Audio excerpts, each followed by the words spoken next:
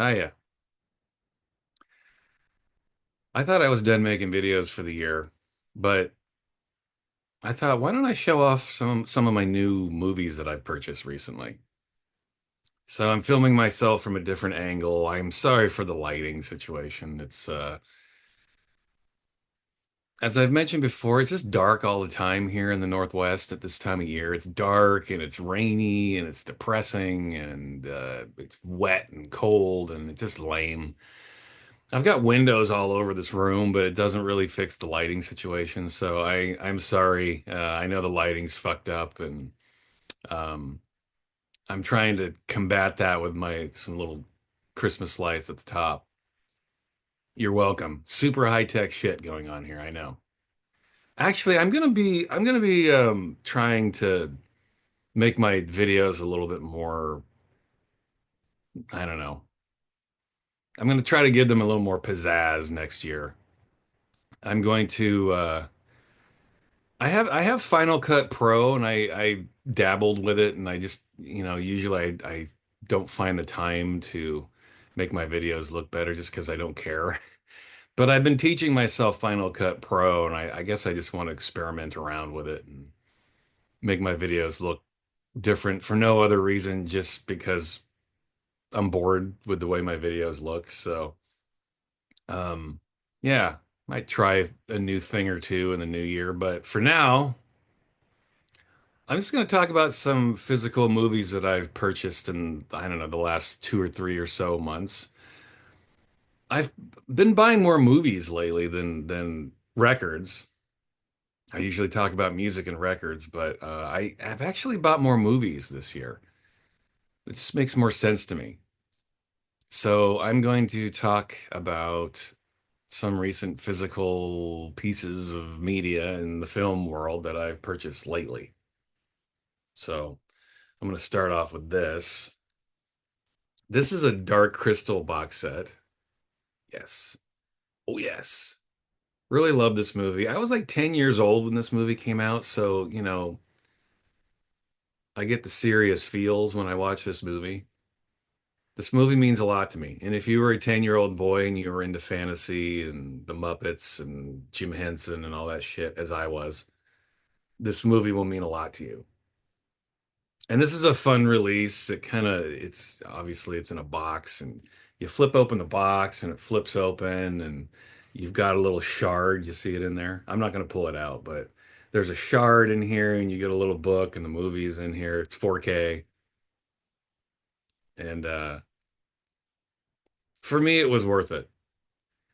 Did I need it? No. I already have this on 4K, but I saw this set and I was like, oh, I gotta have it. So, yeah. It's the Dark Crystal, man. If you grew up in the 80s, you loved this movie.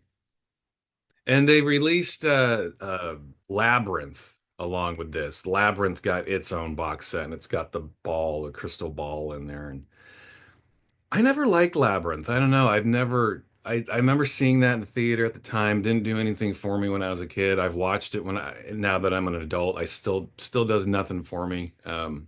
I appreciate the artistry that goes into it, but never been one of my favorites.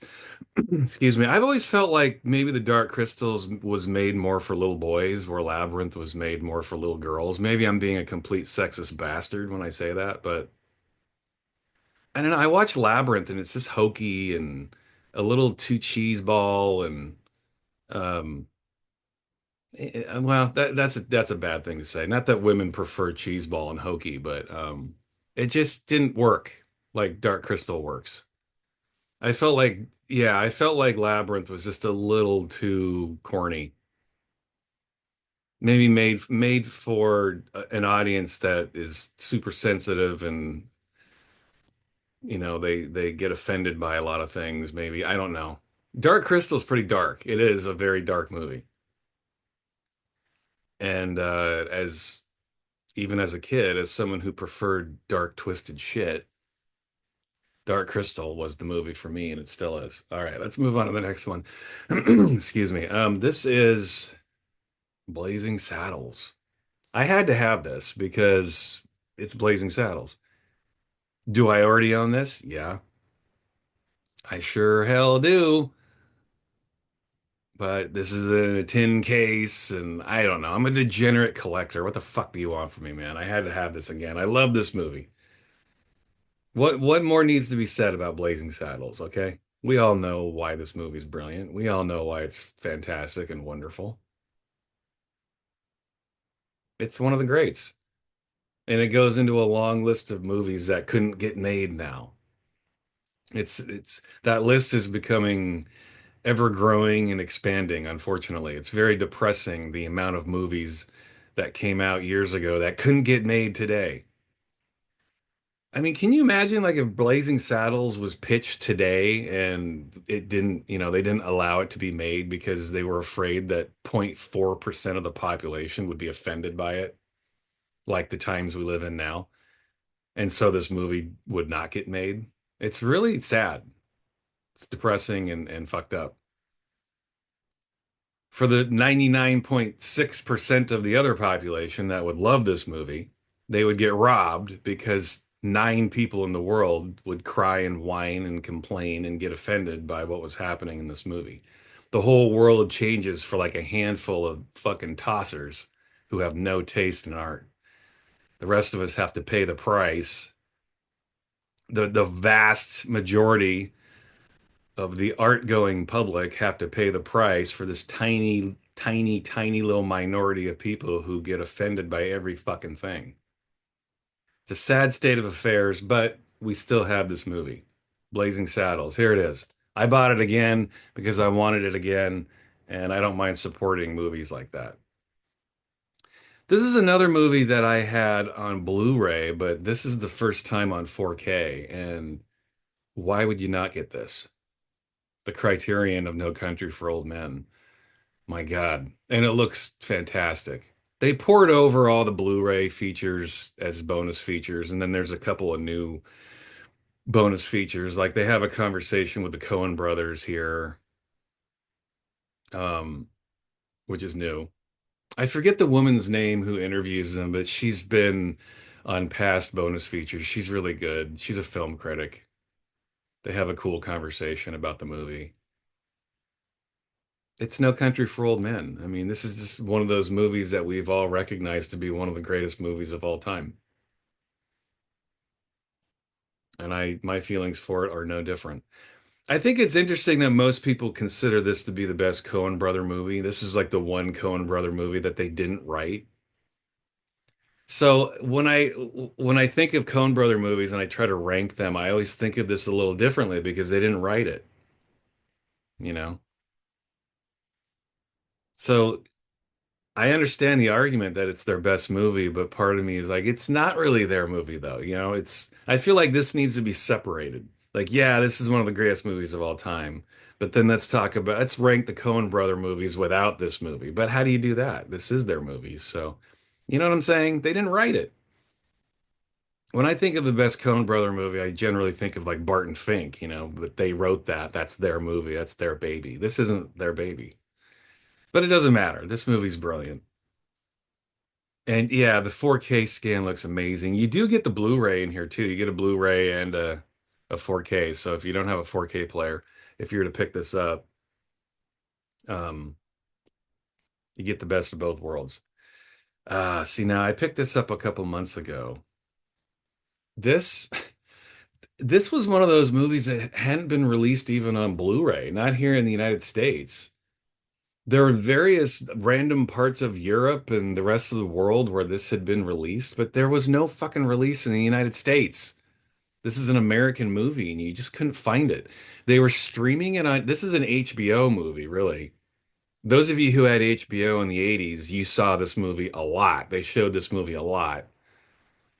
But until this was released a few months ago, you could stream it on HBO, but it was like an old VHS scan. It was bizarre. HBO uploaded it and it looked like some fucked up old VHS tape. It's like, what is HBO thinking? Why even put it up? It was unwatchable. It was big black borders on the sides of the screen and oh yeah, it was bad. But this looks fantastic. The Hitcher. What a great movie. This is one of those odd movies that it got panned in its day when it came out. I remember the reviewers had a problem with it. I remember Roger Ebert hated this movie. I remember him saying that John Ryder, the character that Rutger Hauer plays, he had a serious problem with John Ryder because he didn't have any motivation for killing people. And even when I was a kid, when this came out, I remember seeing that review and thinking, that's exactly why this movie's freaky. Like the idea that a killer wouldn't have any motivation other than he gets off on killing people is pretty freaky. And that's what always worked about the movie. Like John Ryder just got off on it. I mean, we didn't really need to understand his backstory. He was scary because we didn't understand him. We didn't know where he was coming from. We didn't understand his motivations. We had no clue. He just was this random dude killing people for seemingly no reason. That's pretty scary if you ask me. I'm not saying that I prefer that, but in the context of the movie, I thought it worked. You know, there are plenty of killers where we know their motivation, and that's scary too. But here in The Hitcher, I thought it worked really well. This dude who was wandering the wasteland, torturing this guy, C. Thomas Howell, and just killing people at random for no reason. Yeah, it's pretty scary if you ask me. This is a great movie, and the scan is great. I would highly recommend picking up this 4K. Unfortunately, it doesn't have a lot of bonus features. It does have a commentary with the director, but um, it's The Hitcher. And you should pick it up because who knows how limited this is going to be. It took forever just to get this. It never came out on Blu-ray here in the United States. They just went right to the 4K. So, yeah, if you're into this movie, you might pick this up. Who knows how limited this is? I don't know. This is one of those movies that's kind of avoided, big releases over the years. Not everybody has seen this movie, and it really is one of the best horror movies of the 80s. Yeah, I remember too, people focused on the gore, how gory this movie is. It's really not that gory. It's not that violent. I'm even then I remember thinking, is it that violent? I'm reading these reviews talking about how grisly and horrific it is, but I don't know. I don't know that it is. Yeah, there's a couple of scenes of like slasher type stuff, but in comparison to a lot of horror movies, this is not all that violent. It's more psychological. I think people just don't The Hitcher isn't like most horror movies, and people bristle at that. But I don't understand that approach. Like this is a very original take on a horror movie. The killer has no motivation. It's really not all that gory. It's more psychological. If you've never seen this, go check it out. They ended up remaking this. I didn't even bother watching the remake. I didn't want to see it. It just, I don't know. It didn't look to me. It's like you're inevitably going to end up comparing a remake to the original, and why do that? There's just no point in doing that. So I never bothered. Never bothered with the remake. No need to. Check this out if you've never seen it. Great fucking movie, man. And the scan looks great. The 4K scan looks great. This again, this is something I already own. It came in this box set. I haven't opened it yet, but you open it up, it's got like this pop-up of the Jackrabbit Slims scene. You get your Pulp Fiction here. This is one of those movies I don't mind double dipping on. It's just, come on, it's Pulp Fiction. The movie that changed everything. It's been out for 30 years, man. Oh my God, it's crazy to think about that. I remember seeing this in the theater on its opening night. And yeah, it's funny how time fucks with you, right? Like when I remember seeing this movie in the theater 30 years ago, it seems like yesterday. But things that happened a couple years ago, it seems like it happened 100 years ago. How does that happen? Yeah. Like I had a memory of something that happened during COVID 4 years ago, and it seems like another lifetime ago. But this 30 years ago, was seeing this in the theater, it was like yesterday. I remember everything about it. I don't know, man. Getting older, it plays tricks on your brain. You get busy with things, you have relationships, you have traumas, you have things happen to you, and your brain just starts, sorting through things and compartmentalizing things, and before you know it, you don't know which way is north and which way is west and which way is left and which way is right. It's yeah, it's strange. Life is strange, but 30 years, man. Where were you when you saw this movie? Were you even alive when this movie came out? Pulp Fiction. I had to get it. Simple Plan. Haven't even opened this yet, but I feel like I've maybe shown this in some other video previously. But I'm planning on popping this open this week. I want to watch this 4K. Love this movie, Sam Raimi movie. Is this underrated? I feel like it probably is in terms of Sam Raimi's movies. In fact, I think other than the first two Evil Dead movies, I think this is Sam Raimi's best movie. He's just really good at telling suspense stories and horror stories. This is a really great movie, man. Bill Paxton's amazing. Billy Bob is great. It's a fantastic movie. Gary Cole is in it. You know Gary Cole. Lumbergh from Office Space. Yeah. Okay. If you could just go ahead and try to remember to do that, that would be great. Okay. He's in this movie. He plays the villain, Gary Cole, baby. Simple plan. I plan on watching this. That is my simple plan. One of Sam Raimi's best. Again, other than Evil Dead 1 and 2, I think it's his best. And we get the Terminator here. Little steelbook action. I don't think I have this on 4K. So I have it on Blu-ray, so it is a bit of a double dip, but I didn't have to feel completely guilty about purchasing this because I already owned a 4K version of this. I just bought this and I haven't even cracked it open. So what? I will eventually. I recently watched, there's an Arnold Schwarzenegger documentary on Netflix. I highly recommend watching that. It was fun revisiting why I love Arnold Schwarzenegger and why most of us love him. Arnold's just Arnold is Arnold, man. He's one of the most fascinating characters that has ever walked this earth, Arnold Schwarzenegger, and this is arguably his best movie. So it's fun to have this. We all love Arnold. Let's go watch this again, shall we? We've all seen Terminator many, many times. There's never enough times to watch this movie, The Terminator. And we love Arnold. Go Arnold. This movie, honestly, I had never heard of this movie. Never seen it, never heard of it. I saw it pop up. I think I bought it from Amazon. I don't know. I read a review on it. The review seemed intriguing. I have never fucking heard of this movie. Have you guys heard of this movie?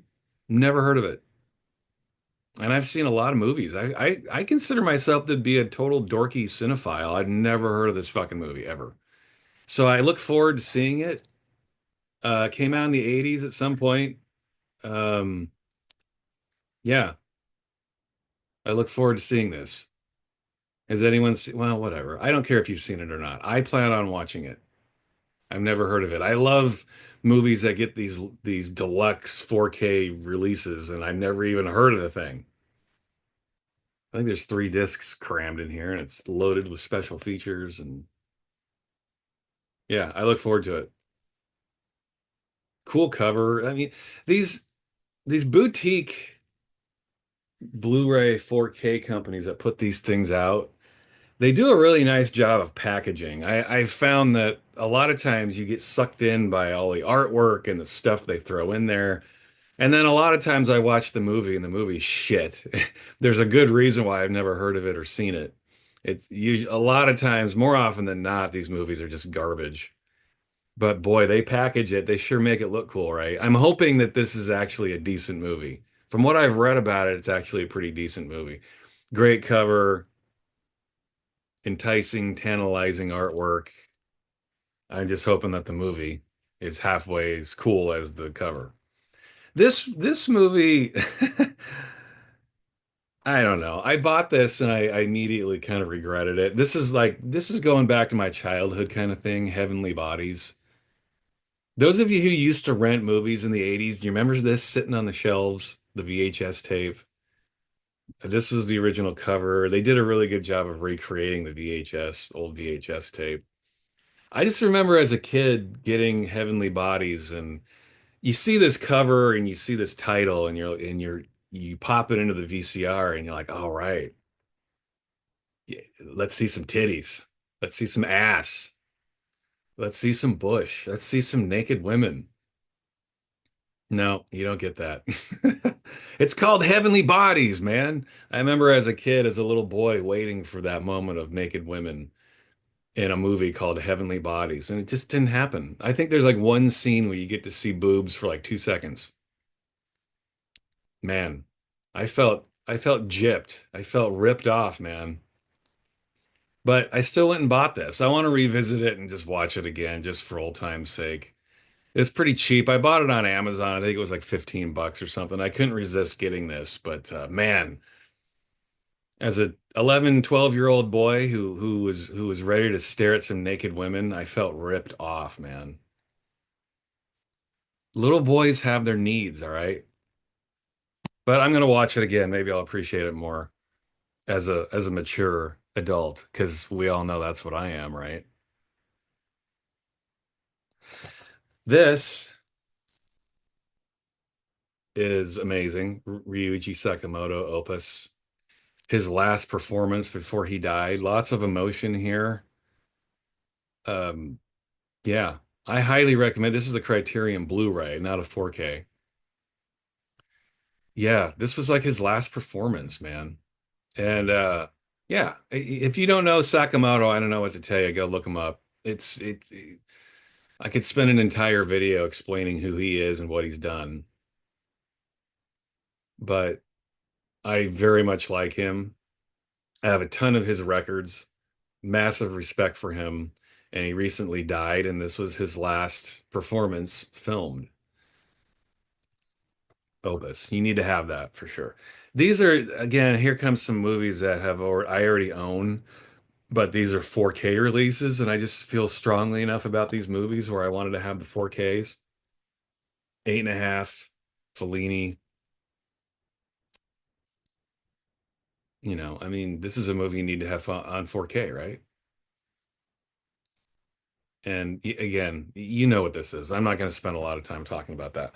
Um, I picked this up 4K of Shape of Water. I actually already had the 4K. It was like the standard edition, but then Criterion put it out, and it has some extra bonus features. I love Guillermo del Toro. I actually think Shape of Water is his one of his weakest movies. It's just an opinion, but this is not my favorite Guillermo del Toro movie. I felt like Shape of Water was like Shape of Water is to Del Toro what The Departed was to Martin Scorsese. You know what I mean? Like it's not really the type of movie he typically makes. It was almost like a bid for an Oscar, which he obviously won for. Like think of The Departed and in its scope within the rest of the Scorsese catalog. It's kind of like the one movie that stands out in his catalog. It's got kind of a pat ending, and it's got big performances and big names, and it's got a storyline where there's a through line. And this I kind of felt like is that movie for Del Toro. It was kind of him making an old school Hollywood movie. I think this movie's cool. I enjoy it, but I definitely don't think it's anywhere close to being his best. But it's that movie that can make the most sense to the most amount of viewers, and it worked. He won the Oscar for it. I hope I'm making sense here. I just don't think you hold up The Shape of Water to his other movies like Pan's Labyrinth or Crimson Crimson Peak or God, I can't remember the fucking title. The one Nightmare Alley. Those are brilliant movies. Devil's Backbone. To me, even Pacific Rim, I don't know. I feel like I feel like Del Toro has he has obviously has a certain style that's amazing and untouched and unrivaled and unmatched. This is his like, this is his warm fuzzy Hollywood movie. It's all right. Not my favorite. I think Michael Shannon's amazing. That's one good. Del Toro just writes his villains way better than any of his other characters. Paris, Texas, 4K. I already have this on Criterion. I have the Blu-ray. This is an absolute must in any format. I can't help myself when it comes to this movie. I fucking love Paris, Texas. This is absolutely one of my favorite movies of all time.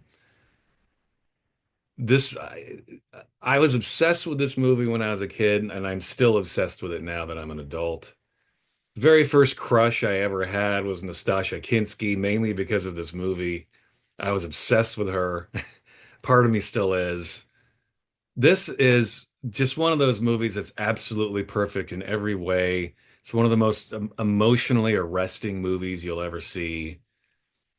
Just a great movie about humans and human relationships and our foibles and all of our faults and our strengths and just heartbreakingly beautiful movie. Movies don't get any better than Paris, Texas, and I was happy to fucking, I don't know, quintuple dip. I think I have this on VHS, I have it on DVD, I have it on Blu-ray, now I've got it on 4K. I fucking love this movie. And it's loaded with bonus features, and you should have it for sure. This is the last one I'm going to show. This is Shaun of the Dead. Another movie I already own, but it came out in this, like this tin case goodness. One of the best comedies of all time, in my humble opinion. I love this movie, Shaun of the Dead. Not quite as good as Hot Fuzz, but why compare them? I think they're both brilliant movies about they're both homages, obviously. Shaun of the Dead is what it is, Hot Fuzz is what it is. I think they're both brilliant in their own way. I prefer Hot Fuzz a little bit more. I feel like Hot Fuzz, Edgar Wright was just kind of fine-tuning everything he did so well here, but this is still a brilliant movie. Shaun of the Dead, man. Movies don't get much funnier than this. This movie's so fucking fun and kind of scary too. I mean, it definitely has its moments of horror. He, I remember when this movie first came out, I didn't know a lot about Edgar Wright or Simon Pegg or any of these guys, Nick Frost, and I really didn't know much at all about them. And I love Dawn of the Dead, so I just thought, really? Are you gonna fuck with Dawn of the Dead? Are you gonna make me hate you? So I went and saw this movie, and I'm like, oh my God, this is brilliant. It would have been so easy to mess this movie up. But after you watch it, you see that it's just a love letter to George Romero, the whole damn thing. And they do such a nice job. This movie never ages. I can't believe this movie's been out for 20 years now. My God. How is that possible? 20 years? Crazy, man. Shaun of the Dead. Go watch it again. All right. I'm gonna get out of here. Happy New Year and all that shit, and I'll see you next time. Later.